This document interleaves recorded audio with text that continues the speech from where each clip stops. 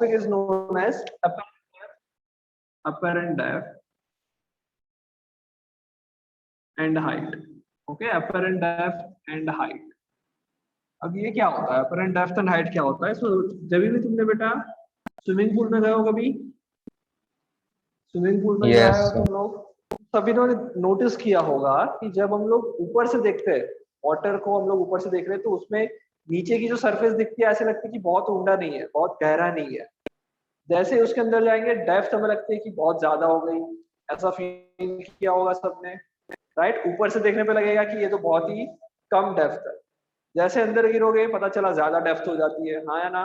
मतलब कोई भी सरफेस जो होती है, जब तुम वाटर से देखोगे उस सरफेस को, तो सरफेस की एक्चुअल में जो डेप्थ है वो तुम्हें कम दिखती है, जितनी एक्चुअल है उससे कम दिखती है। दिखती है या नहीं, ऐसा देखा है सब लोगों ने, नोटिस किया है, राइट? ओके, सो ये क्यों होता है? ये क्यों होता है? तो उसका सिंपल रीजन है रिफ्लेक्शन। जो हमने रिफ्लेक्शन पढ़ा उसकी वजह से होता है। जैसे कि मान लो यहाँ पे एक कॉइन रखा है, ठीक है, पूरे सरफेस को हम लोग एनालाइज ना करें इसलिए मैंने जस्ट एक कॉइन ले लिया। एक कॉइन को रखा है, पानी के अंदर रखा है, मान लो ऐसे, अभी पानी मैंने नहीं भरा, सिर्फ एक बकेट है, इसमें नीचे कॉइन रखा है। तो इस कॉइन को तब तुम लोग कब देखोगे? जब उसमें से लाइट रे आके कहाँ जाएगी? तुम्हारे आईज में जाएगी तो कॉइन दिखेगा तुम्हें, हाँ या ना? कॉइन को देखने का बेसिक मतलब बेसिक रीजन यही है कि कॉइन में से लाइट निकल के तुम्हारे आईज तक पहुंच रही है। कोई डाउट? कोई डाउट इसमें? ओके, बट अगर इसमें पानी भर दूंगा, ओके, लेट से कुछ डेप्थ तक, यहाँ तक मैंने पानी भर दिया, अब क्या होगा? अब ये जो लाइट तुम्हारे आईज में जा रही थी, अब वो क्या करेगी? कहाँ से कहाँ जा रही है? ये लाइट रे कहाँ से कहाँ जा रही है? वाटर से एयर में जा रही है, मतलब क्या हुआ? डेंस टू रेयर जा रही है, हाँ या ना? तो जब ये लाइट रे डेंस टू रेयर जाएगी तो कहाँ बैंड होती है? Away from the normal. तो अब तुम्हें ये लाइट रे बैंड होते हुए तुम्हारी आईज तक आएगी, तुम्हें क्या लगेगा? तुम्हें लगेगा ये लाइट रे कहाँ से आ रही है? इस पॉइंट से आ रही है। मतलब तुम एक्चुअल में उसकी इमेज को देखोगे, ना ही कि ऑब्जेक्ट को। समझ में आया नहीं आया? समझ में आ रहा है नहीं आ रहा है? कितने लोगों को नहीं आया?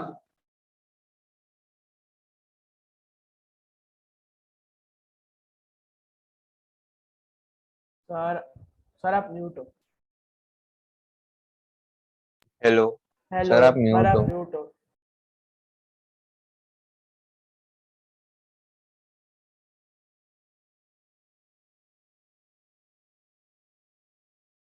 हेलो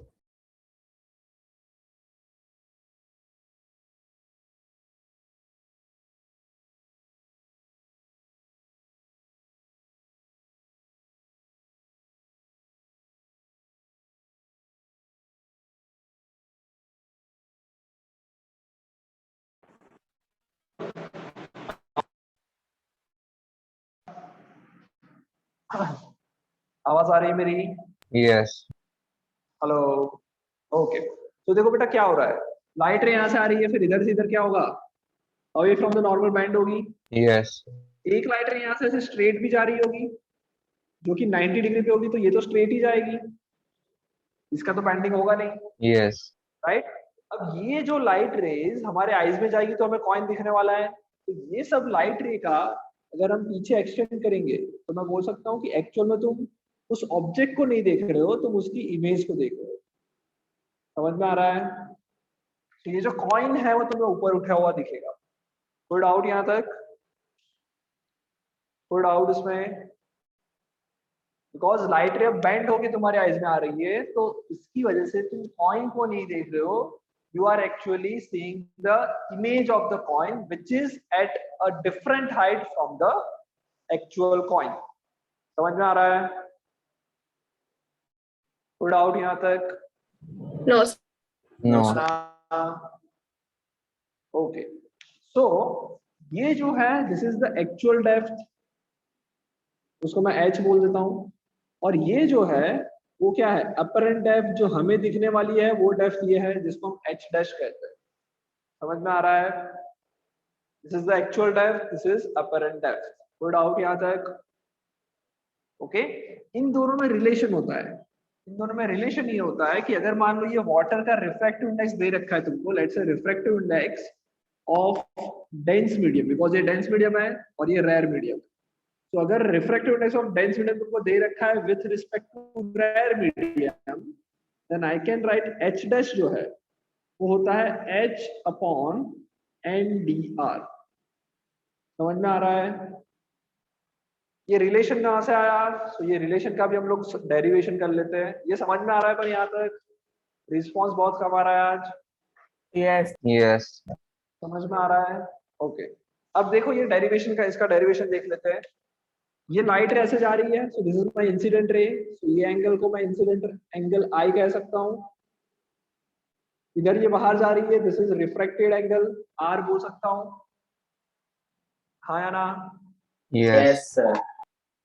ओके, अब देखो ये नॉर्मल से ये I बन रहा है, तो ये एंगल भी I होगा, Yes. ये एंगल भी Yes, I sir. होगा। और ये जो रिफ्रैक्टेड रे को जब मैं पीछे एक्सटेंड कर रहा हूँ, वो जो इस परपेंडिकुलर लाइन से एंगल बनाएगा वो एंगल R होगा। अगर ये R है तो ये भी R होगा। Yes sir. स्ट्रेट लाइन जा रही है और यहाँ से एक ऐसी लाइन Yes, जा रही है, ये भी नॉर्मल स्ट्रेट है, तो ये R तो ये R होगा। हाँ या ना? Let's assume that this distance is x। ये डिस्टेंस कितना है? x है। कोई प्रॉब्लम यहाँ तक? कोई प्रॉब्लम यहाँ तक? चलो, नहीं No. सर। अब बेटा हम लोगों ने थोड़ा बहुत स्नेल्स लॉ पढ़ा है। Yes. हाँ सर। हाँ सर। स्नेल्स लॉ क्या है?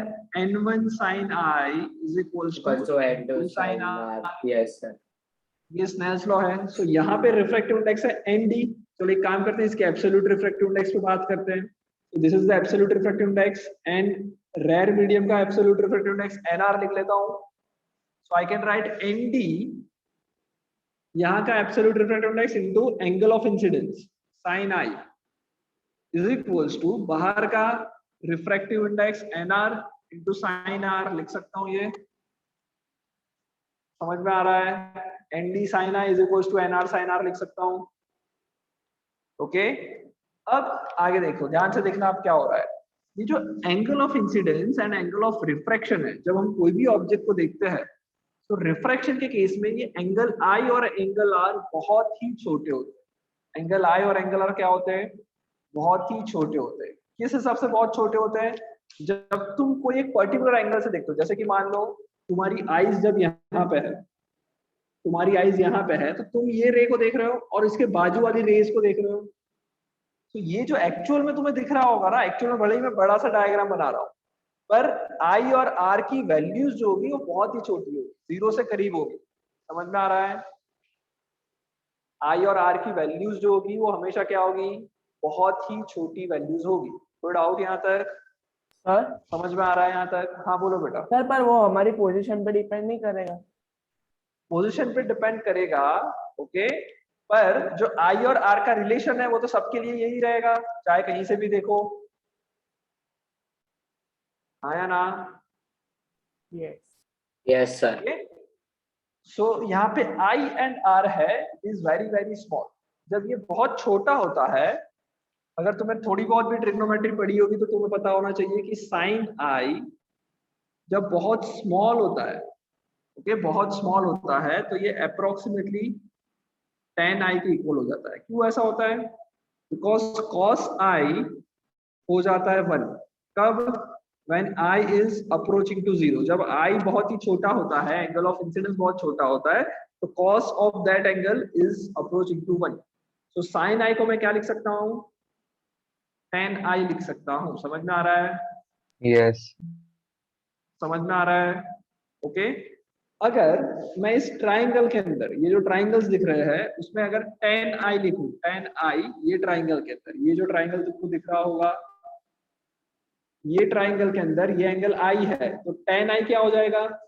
tan होता है सामने वाली side upon x upon h। x upon h हो जाएगा tan I। Yes. x upon h हो जाएगा। और अगर सिमिलरली मैं tan R लिखना चाहूँ, tan R ये वाला कितना हो जाएगा? x upon h dash. Yes x upon h dash हो जाएगा। समझ में आ रहा है? अब इसकी वैल्यू मैं इधर पुट कर देता हूँ, nd sin I। sin I जो है वो बेसिकली tan I के इक्वल ही हो सकता है। साइन आर है वो बेसिकली tan r के इक्वल होगा, सो nd times sin I which is equals to tan I which is equals to x by h will be is equals to nr times x by h dash। समझ में आ रहा है? Yes, sir. x से x cancel हो जाएगा, h dash को उस तरफ ले जाओ, तो h डैश को उस तरफ ले जाओगे तो आएगा nr upon nd times h। आया ना? Yes, nr sir. Upon nd times h आएगा। nr अपॉन nd को हम क्या लिख सकते हैं? सो h डैश को मैं लिख सकता हूँ h divided by nd by nr, ऐसा लिख सकता हूँ। nr को और नीचे ले गए तो Yes. nd बाय nr आएगा which is equals to what? Absolute which is equals to refractive index of DR. dense medium with respect to rare medium, NDR। Okay, generally बेटा हमें डेंस मीडियम की रिफ्रैक्टिव इंडेक्स दे रखी होती है, that's why हम लोगों ने जो फॉर्मूला बनाया h डैश का वो nd के रिस्पेक्ट में बनाया।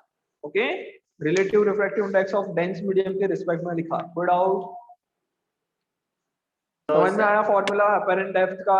This is known as apparent depth, कि जब हम कोई ऑब्जेक्ट को कोई डेंस मीडियम के थ्रू देखते हैं तो हमें क्या दिखता है? वो ऑब्जेक्ट ऊपर आता हुआ दिखता है because of this formula h dash is equals to h upon refractive index of dense medium with respect to rare medium. आ रहा है समझ में? इस चीज को लिखना है तो लिख सकते हो आप, लिखना है तो लिख लो, वरना एटलीस्ट फॉर्मूला लिख लो। हमारे जो क्वेश्चंस है ओलंपियाड के question as well as regular questions जो है उसके अंदर इस टाइप के बहुत सारे क्वेश्चंस दिए हुए हैं। ओके,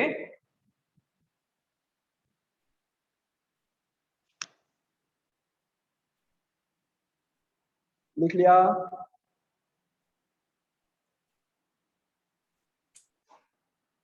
आगे बढ़े क्या? 2 ही मिनट। ओके,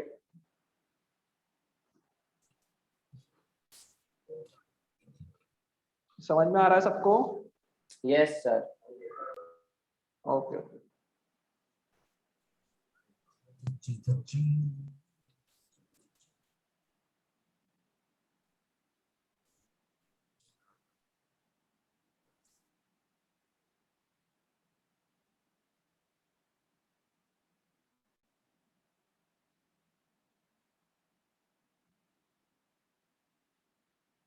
डन हो गया।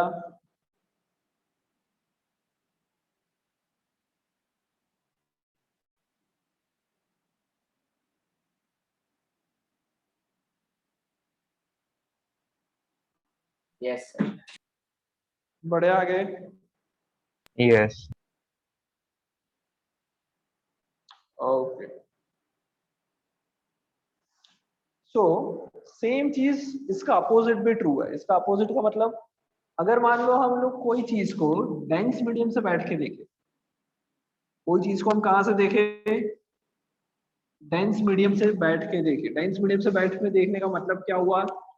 अगर मान लो हम लोग पानी से बाहर देख रहे हो, ओके, तब क्या होगा? तब इसका उल्टा हो जाएगा, विच मीन्स लेट्स से ये बकेट है, यहाँ पे पूरा पानी भरा हुआ है, हम लोग कोई चीज को यहाँ से बैठ के देख रहे हैं, वो एक्चुअल में यहाँ पे है। समझ में आया क्या कर रहा हूँ? एक्चुअल में ऑब्जेक्ट यहाँ पे है, let's say this is at height h from this point, यहाँ से h हाइट जैसा ऊपर है, यहाँ से एक लाइट रे स्ट्रेट आ रही होगी, उसका बेंडिंग कुछ भी नहीं होगा, वैसे की वैसी जाएगी। दूसरी कोई लाइट रे मैं बोल सकता हूँ कि यहाँ से ऐसे आ रही होगी, इसका बेंडिंग कहाँ होगा? इसका बेंडिंग कौन सी डायरेक्शन में होगा? ये ऊपर वाला रेयर मीडियम है, नीचे वाला डेंस मीडियम है। लाइट रे आ रही है रेयर से डेंस, टुवर्ड्स नॉर्मल बैंड होगा, ऐसा कुछ बैंड होके मेरी आईज में आएगी। Yes. मुझे क्या लगेगा? मेरे लिए ये लाइट रे जो आ रही है वो कहाँ से आ रही है? दूर से, पीछे से पॉइंट से आ रही है। सो इन दोनों का जो इंटरसेक्शन पॉइंट होगा वहां पे मुझे एक्चुअल में इसकी इमेज दिखेगी। This is my object, this is my image. So actual height जो होगी वो h होगी, पर मुझे जो दिखेगा वो क्या दिखेगा? एक्चुअल हाइट से और ज्यादा हाइट में दिखेगा। आ रहा है समझ में? Good out. सेम वापस हम लोग वही चीज लगाए कि अगर मैं angle of incidence, angle of reflection लिखूं, this is my dense medium, this is absolute refractive index of rare medium. ये जो एंगल है, ये जो पूरा एंगल है, ये नॉर्मल को मैंने एक्सटेंड कर दिया जस्ट, ये जो एंगल है उसको क्या कह सकते हैं? Angle of incidence. और ये छोटा सा एंगल है वो एंगल ऑफ रिफ्रैक्शन होगा, हाँ या ना? ये पूरा एंगल ऑफ इंसिडेंस और ये पूरा एंगल ऑफ रिफ्रैक्शन। अब इसको मैंने जब पीछे एक्सटेंड किया तो ये वाला भी आर हो जाएगा। Yes, अरे sir. हाँ ना, समझ में आ रहा है पक्का? Yes, चलो sir. अब मैं वापस इसको सिर्फ ऐसे ज्वाइन कर देता हूँ, इसको भी ज्वाइन कर देता हूँ, तो ये डिस्टेंस को x होगा दोनों केस में, बोल सकता हूँ ये Yes, distance sir. x। Okay, ये डिस्टेंस जो है वो एक्चुअल हाइट h है और ये अपेरेंट हाइट h डैश है। वापस स्नेल्स लॉ लगाते हैं। स्नेल्स लॉ क्या कहता है? एन डी साइन आर या फिर n R sine I, n R sine I is equal to क्या लिखूं? N D sine D R, sin R. Yes, sir. N R sine I. Sine I ये हमारा आई है, साइन आई क्या हो जाएगा? साइन आई क्या हो जाएगा? साइन आई टेन आई के इक्वल होगा और टेन आई हो जाएगा सामने वाली साइड मतलब x divided by h। X तो by N H. R Yes. Times x by H is equals to N D times sine R. Sine R जो है वो ये वाला ट्राइंगल है, बड़ा सा ट्राइंगल, तो उसके लिए टेन आर हो जाएगा सामने वाला x upon total h dash, x upon h dash. x x cancel हो गया, h डैश को इस तरफ भेज दो, h dash will be is equals to h times N D upon N R. हाँ यार समझ Yes, में आ sir. रहा है? अब इसको थोड़ा सा और देखेंगे तो h डैश क्या आ जाएगा? N D by N R जो है वो मैं बोल सकता हूँ absolute relative refractive index of d with respect to rare, Yes, lens sir. With respect to rare times h। h dash क्या हो गया? N D R times h। Simple. Yes. तो जब हम लोग डेंस मीडियम से देख रहे हैं तो मुझे जो हाइट दिखेगी वो दिखेगी N D R times H, और हम जब रेयर मीडियम से मतलब एयर में से वाटर में रखी हुई चीज को देख रहे हैं तब जो अपेरेंट डेप्थ हो जाएगी वो हो जाएगी H upon N D R. ये दो फॉर्मूला समझ में आ गए? ये कब के लिए? सर ऊपर ये वाली एक्चुअल फॉर्मूला में क्या है? अपेरेंट डेप्थ है। क्या हुआ बेटा? ऊपर वाली फॉर्मूला क्या है? ऊपर वाली फॉर्मूला क्या?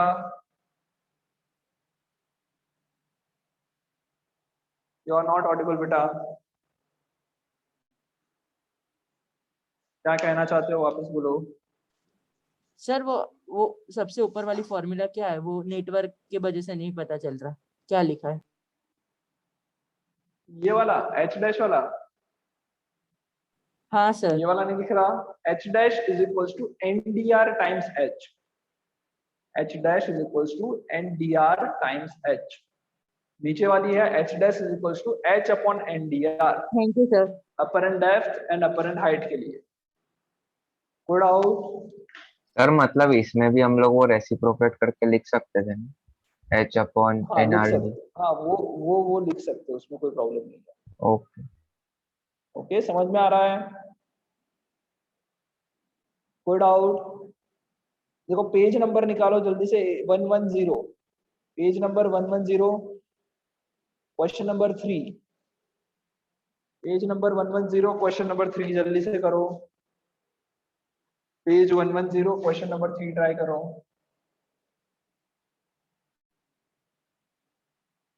हटा दो इसको, बोर्ड को हटा दो, Yes. बोर्ड हटा दो। चलो पेज 110 क्वेश्चन नंबर 3 जल्दी से ट्राई करो।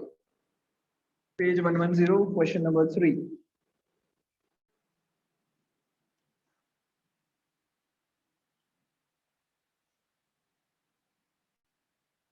पेज 110 क्वेश्चन नंबर 3 है, a pond of depth 20 centimeter is filled with water, refractive index is 4/3, the apparent depth of the tank when viewed normally is। okay, मतलब pond की जगह पर tank समझ लेना, ऊपर गलती से लिखा हुआ है वो पॉन्ड एक टैंक है जिसकी अपरेंट डेप्थ है 20 मीटर। अपरेंट डेप्थ नहीं, एक्चुअल डेप्थ है 20 मीटर, 20 सेंटीमीटर सॉरी, 20 सेंटीमीटर इसकी डेप्थ है। जब हम लोग ऊपर से देखेंगे इसको, इसका रिफ्रैक्टिव इंडेक्स दे रखा है 4/3। जब हम इधर से देखेंगे तो इसकी डेप्थ कितनी दिखाई देगी ये पूछा है, ये कितना होगा ये पूछा है। समझ में आया? कर लोगे? Yes. बहुत ही सिंपल डायरेक्ट। अब फॉर्मूला हम लोगों को पता है कि जब हम लोग रेयर मीडियम से बैठ के देख रहे हैं तो उसके लिए h डैश आता है h divided by refractive index of lens with respect to rare. h कितना है, एक्चुअल हाइट है 20 divided by NDR which is equal to what 4/3। 3 चला जाएगा ऊपर, 4 से कट हो जाएगा, आंसर आएगा 15 सेंटीमीटर। समझ में आया? यस। समझ में आ रहा है बेटा ये? कोई डाउट?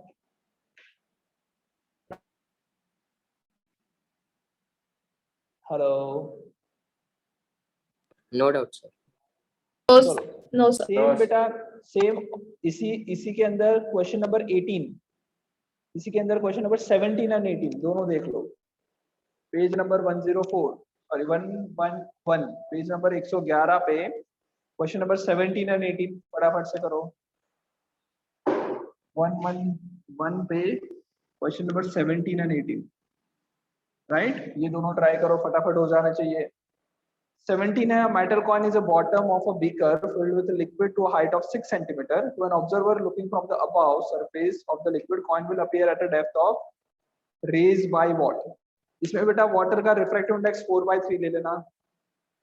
ओके, रिफ्रैक्टिव इंडेक्स दे नहीं रखा है, 4/3 लेना।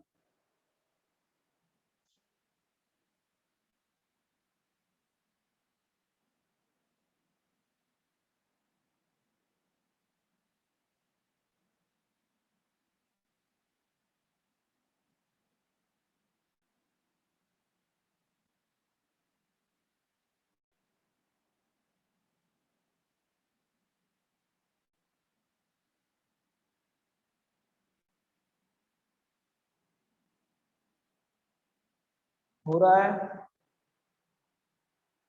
4/3 से हो रहा है क्या? इसमें शायद क्वेश्चन हाफ दिया हुआ है 17।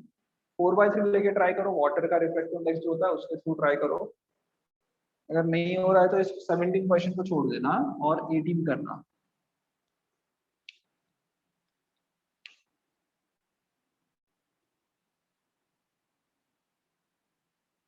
Am I audible? हेलो? कितने लोगों को ऊपर से जा रहा है Yes, बेटा ये sir. आज का लेक्चर? ऊपर से तो नहीं जा रहा है ना? No, sir. नहीं, okay. So metal coin bottom of the beaker filled with liquid to height of 6 centimetre और रेज कितना हुआ 6 सेंटीमीटर, एच दे रखा है, एच डैश कितना हो जाएगा 6/4/3। ओके, अगर मैं रिफ्रैक्टिव इंडेक्स 4/3 ले रहा हूँ तो ये 4 से कट हो जाएगा, 3 × 3/2 which is equals to 9/2 which is equals to 4.5 centimetre. ये उसकी अपरेंट डेप्थ आई। सो कितना ऊपर आया वो पूछा तुमसे, तो क्या आएगा आंसर?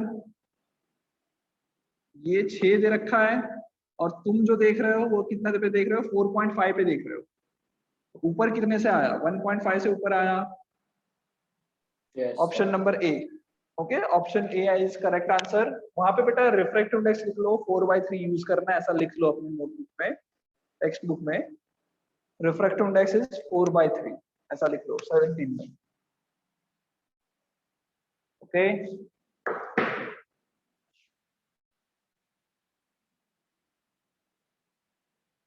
रिफ्रैक्टिव इंडेक्स इज 4/3 ऐसा लिख लो। क्वेश्चन नंबर 18 जल्दी से करो।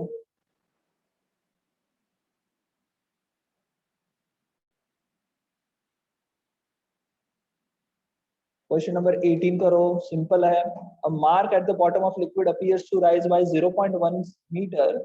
The depth of the liquid is 1 meter. Then the refractive index of liquid is what? हो जाएगा?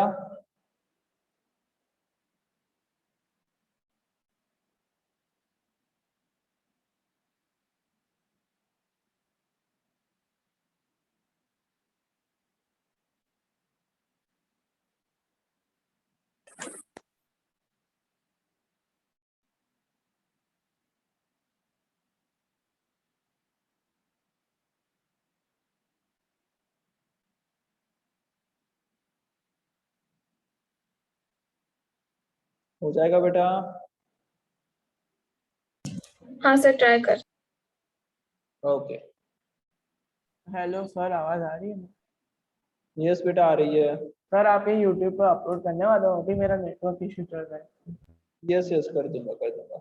और सर मेरे को एक डाउट था कि ये जो हम जो मतलब फॉर एग्जांपल वाटर फ्लोइंग मतलब फॉर एग्जांपल करंट में होता है तो फिर उसका कुछ इफेक्ट होता है रिफ्रैक्शन पे? क्या कहेगा, वापस बोलो। मतलब फॉर एग्जांपल फ्लोइंग वाटर होता कि इतनी स्पीड से वो, तो उसका कुछ इम्पैक्ट होता है रिफ्रैक्शन पे? फ्लोइंग वाटर का बेटा जब तक हाइट चेंज नहीं हो रही तब तक इतना हम लोग रिफ्रैक्टिव इंडेक्स पे कोई फर्क नहीं देंगे। ओके। ओके, बट जब तुम वाटर फ्लो करता है तो लेमिनार फ्लो नहीं होता। लेमिनार फ्लो मतलब उसकी हाइट उतनी की उतनी नहीं थी, वो ऊपर नीचे करके फ्लो होता है। तो हमारे लिए हाइट चेंज हो रही, हाइट चेंज होने की वजह से हम लोग जब देखेंगे तो पता चलता है कि वो अप डाउन हो रहा है, ऐसा दिखता है। ओके, तो वो इफेक्ट क्रिएट होती है। रिफ्रैक्शन में कोई फर्क नहीं पड़ता, बट जो तुम्हारा एक्चुअल जो डेप्थ है ना एच, वो चेंज होती रहेगी। आ रहा है समझ में? ओके चलो, सो क्वेश्चंस किए बेटा, इसमें क्वेश्चन किए दोनों हो गए 17 18। 18 हो रहा है या मैं करवा दूं? सर करवा दो। करवा दूं क्वेश्चन 18। देखो बेटा क्वेश्चन 18 बहुत इजी है। क्या दे रखा है, एक बॉटम ऑफ टेबल पे, बॉटम ऑफ टैंक पे क्या है, एक डॉट किया हुआ है, राइट। यहाँ पे कुछ डॉट किया हुआ है, मतलब वही जो पॉइंट रखा होता है हमने। उसके बाद क्या है, मार्क किया हुआ है, जो रेज हो रहा है 0.1। मतलब क्या हुआ, जब इसमें पानी भर दिया तो मुझे ये कितना ऊपर दिख रहा है, अपनी ओरिजिनल से कितना ऊपर, 0.1 के ऊपर दिख रहा है। एक्चुअल डेप्थ कितनी है, एक्चुअल डेप्थ है 1 मीटर। आ रहा है समझ में? This is the actual depth. 0.1 ऊपर दिख रहा है, तो तुम्हारा जो एच डैश होता है वो क्या होता है, एच डैश होता है सरफेस से कितनी डेप्थ है वो। तो अगर ये टोटल 1 है, ये 0.1 है, तो एच डैश कितना हो जाएगा, 0.9 हो जाएगा। Yes, sir. एच डैश का फॉर्मूला आप लगा दो, H dash is equals to H upon refractive index of dense with respect to rare. So N D R क्या हो जाएगा, actual depth upon apparent depth. Actual depth is 1, apparent depth is 0.9 which is equals to 10/9। आ हाँ गया sir, ये simple आ question, गया था। एक लाइन हाँ का सर। आ गया था। इसमें बेटा एक और बहुत ही अच्छा क्वेश्चन था, मैं वो ढूंढ रहा हूँ।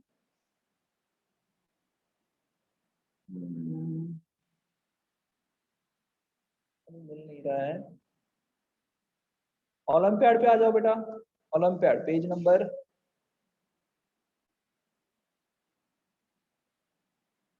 उसमें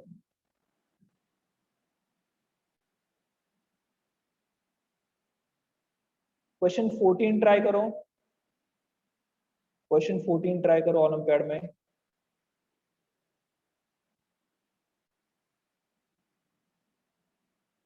ओलंपियाड क्वेश्चन 14 ट्राई करो।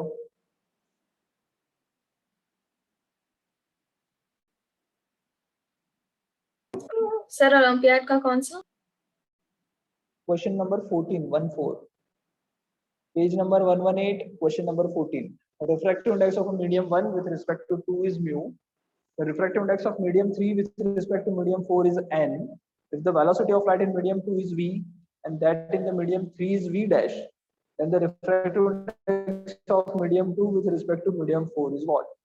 क्वेश्चन बहुत ही इजी है एकदम, मतलब ओलंपियाड लेवल का तो है ही नहीं। जस्ट सिर्फ लिखने का तरीका इतनी सारी इंफॉर्मेशन दे दी है जिसकी वजह से तुम्हें टफ लग सकता है, वरना क्वेश्चन बहुत इजी है। जल्दी से ट्राई करो। क्वेश्चन नंबर 14, क्वेश्चन नंबर 14 कर रहे हो या मैं करवा दूं? सर कर रहे हैं। कर रहे हैं। कर रहे हो, करो करो जल्दी करो।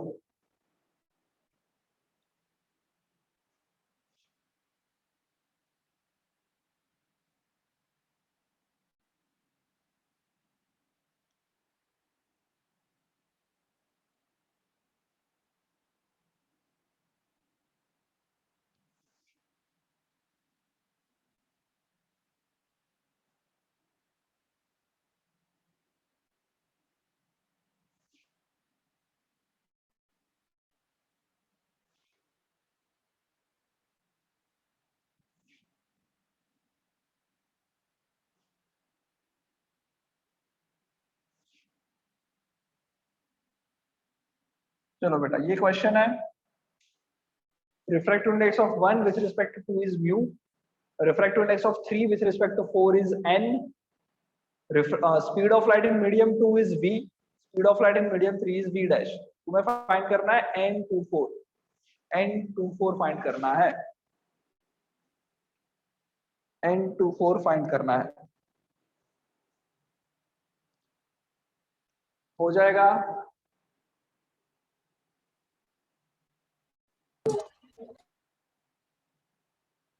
n24 होता है n2/n4, इसका दूसरा फॉर्मूला स्पीड के हिसाब से v4/v2 हो जाएगा।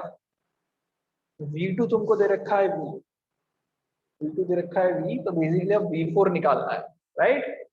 करवा दो ना मैं, और v4 कहां से निकलेगा? v4 इधर से निकल जाएगा। n34 दे रखा है क्या? n34 n दे रखा है, n34 मतलब होता है v4/v3 अपन v तो dash v4 क्या हो जाएगा? v3 टाइम्स n, v3 दे रखा है v dash into n, ये तुम्हारा v4 हो गया।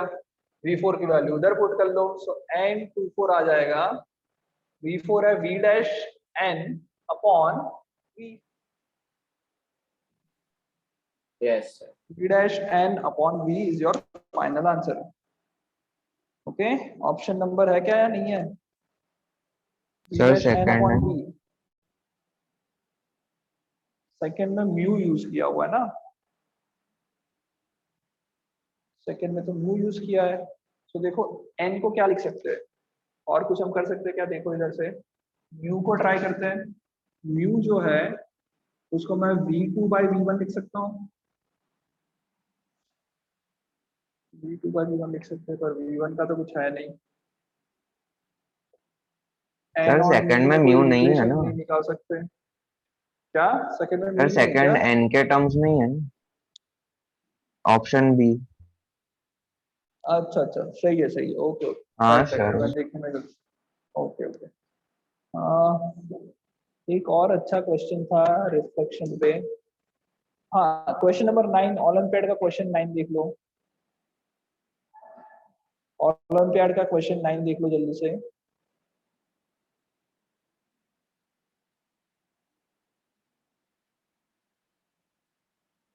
ओलंपियाड क्वेश्चन नंबर 9 देख लो।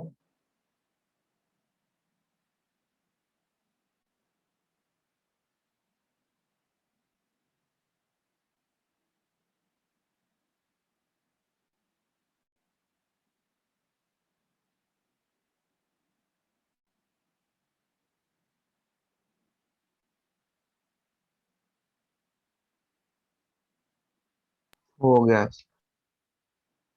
सिंपल है, यस ओके। 8 देख लो, 9 हो गया तो 8 देख लो।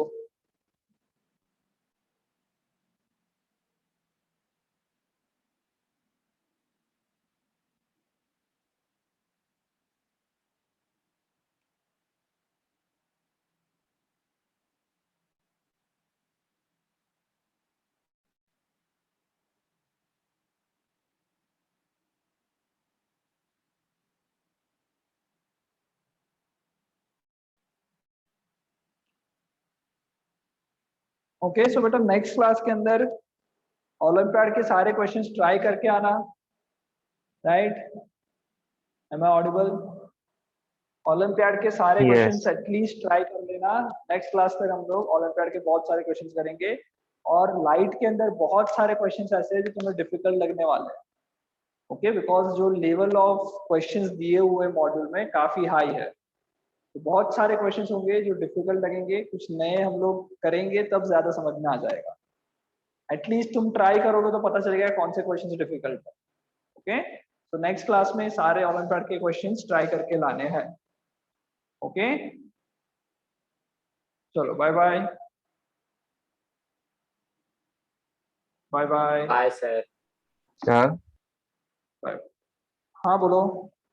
सर मैंने आपको कुछ क्वेश्चंस व्हाट्सएप किए थे। किसने किए? कौन बोल रहा है? Rudraksh? Yes sir. Okay I will check, मैं चेक कर लेता हूँ। कौन से उस पे है, किस पे है ये? मॉड्यूल के क्वेश्चन से कहीं और नहीं है? सर, नहीं सर, मॉड्यूल का नहीं है। क्या बोल रहे हो, मॉड्यूल के नहीं है? नहीं